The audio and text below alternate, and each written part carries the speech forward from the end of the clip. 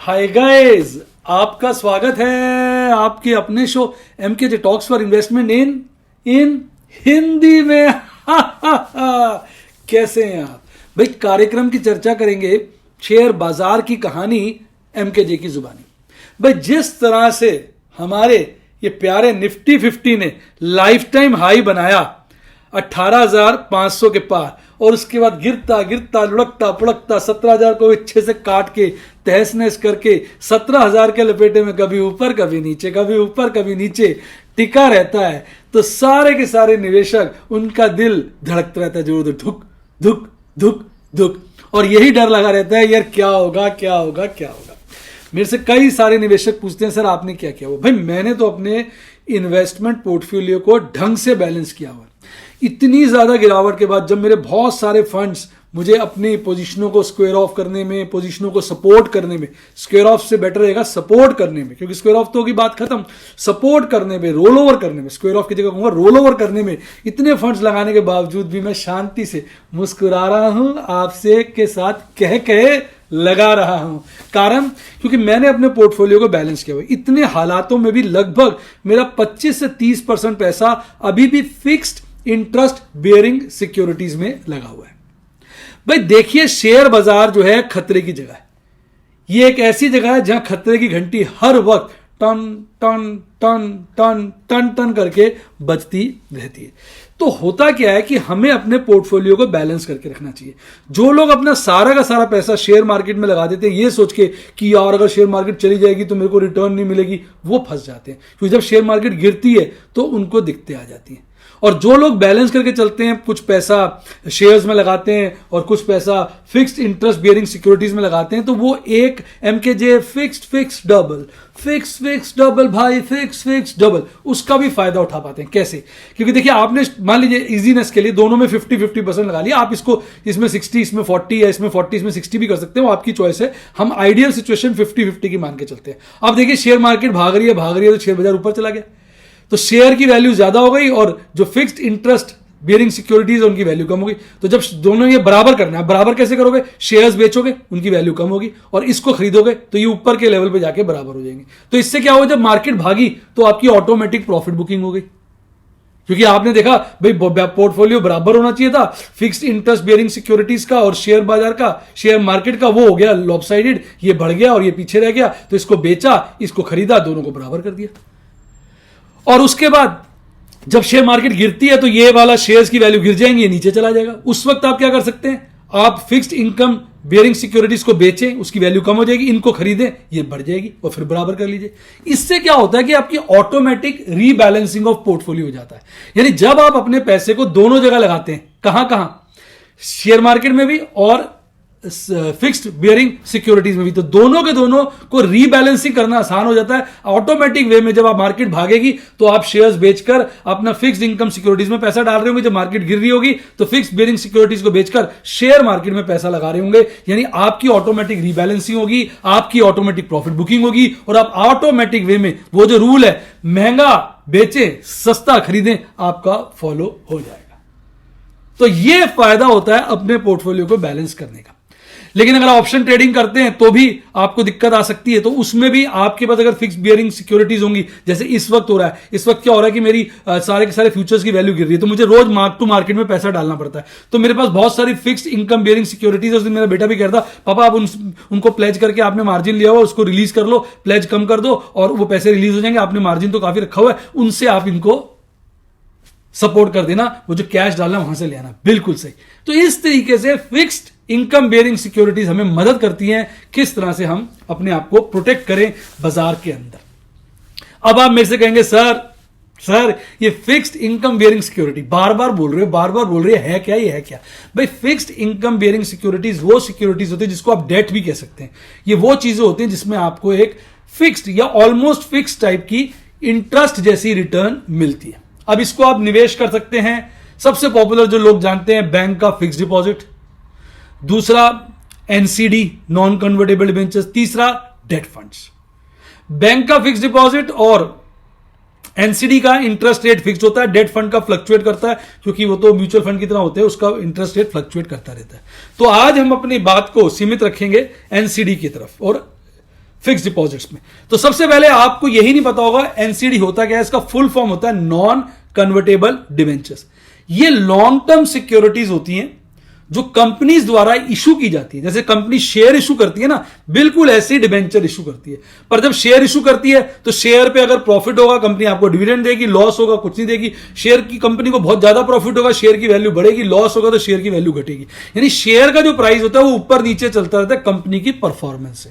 पर जब company debenture issue करती है, जो फिक्स्ड इंटरेस्ट बेयरिंग सिक्योरिटीज होती है, उस पर कंपनी एक fixed rate of interest holders को देती है। तो उसमें अगर कंपनी की परफॉर्मेंस में थोड़ा बहुत खराब आ जाए, ऊपर नीचे हो जाए, तो उससे लंबा चौड़ा फिक्स्ड इंटरेस्ट बियरिंग सिक्योरिटीज यानी नॉन कन्वर्टेबल डिवेंचर्स के मार्केट प्राइस में लंबा चौड़ा फर्क नहीं पड़ता। Market price of non convertible debenture is more dependent on the rate of interest. अगर रेट ऑफ इंटरेस्ट बढ़ता है तो market price of non convertible debentures existing वालों के गिर जाते हैं, और अगर रेट ऑफ इंटरेस्ट गिरता है तो market price of non convertible debenture बढ़ जाते हैं। सिंपल लॉजिक है, क्योंकि नॉन कन्वर्टेबल डिवेंचर्स का रेट ऑफ इंटरेस्ट फिक्स्ड है। अगर रेट ऑफ इंटरेस्ट बढ़ रहा है तो उस पर तो वो पुराना वाला इंटरेस्ट मिलेगा, अगर वो कम है और अब बढ़ गया है तो उसकी वैल्यू मार्केट में कम हो जाएगी। और रेट ऑफ इंटरेस्ट गिर रहा है तो उस पर तो पुराना वाला ज्यादा वाला ही मिलेगा, जबकि आज रेट ऑफ इंटरेस्ट कम है तो उस केस में नॉन कन्वर्टेबल डिवेंचर्स की मार्केट वैल्यू बढ़ जाती है। तो कितनी डिटेल में मैंने आपको नॉन कन्वर्टेबल डिवेंचर्स के बारे में बताया। आपको मजा आया तो कमेंट में लिखिए। तो आपको पता है, नॉलेज हुई, अच्छा लगा तो इस बारे में कमेंट में जिक्र करिए। फटाफट मेरी वीडियो को लाइक करिए और मेरे चैनल को सब्सक्राइब करिए ताकि इस तरह की नॉलेज भरी बातें आपको पता चलती रहें।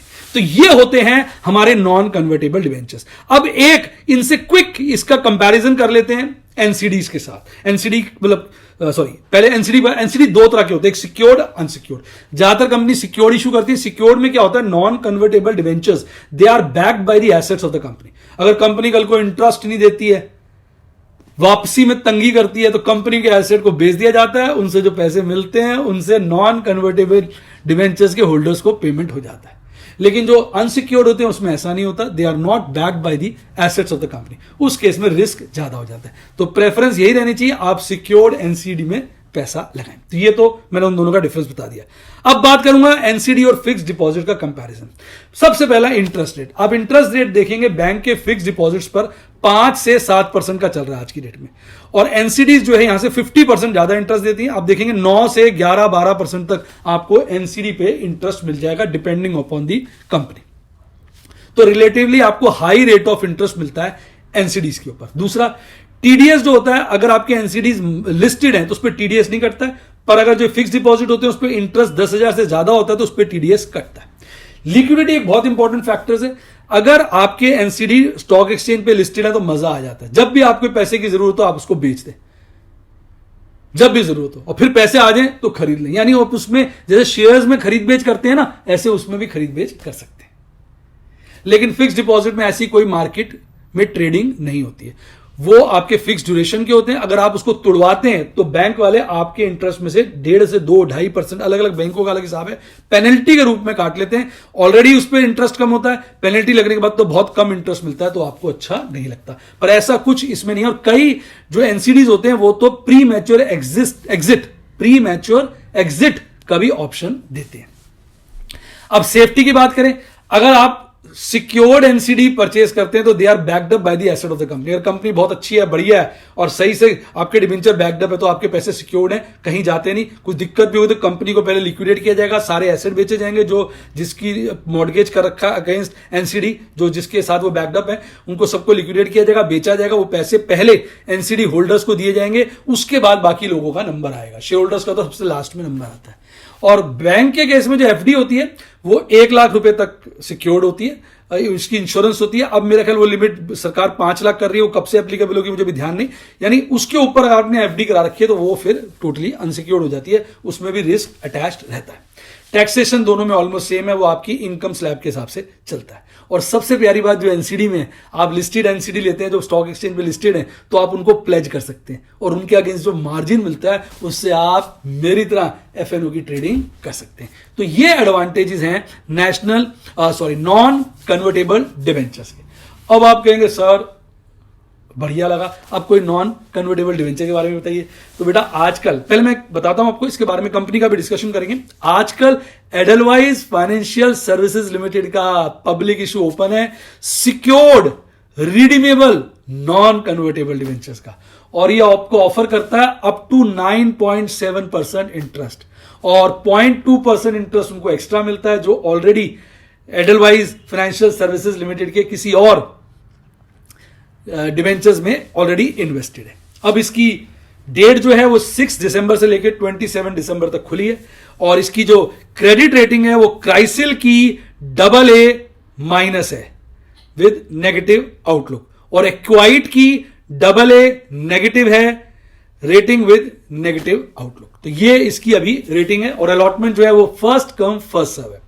जो इंटरेस्ट रेट है वो 8.75% से वेरी करता है 9.7% तक। चार्ट बना हुआ है, लिंक भी दिया हुआ है, लिंक से आप कंपनी की साइट पे जाइए, वहां पे देख सकते हैं, बाकी ऊपर भी चार्ट आ रहा है उसमें भी देख सकते हैं।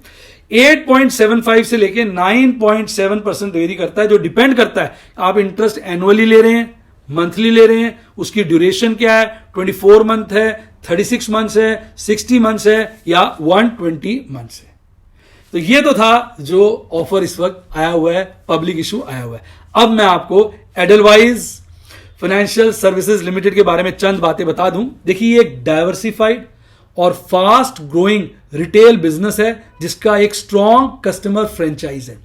5 मिलियन कस्टमर्स हैं, और ये जो एसेट्स मैनेज कर रहा है वो अराउंड 3.2 ट्रिलियन का एसेट जो है ये मैनेज कर रहा है।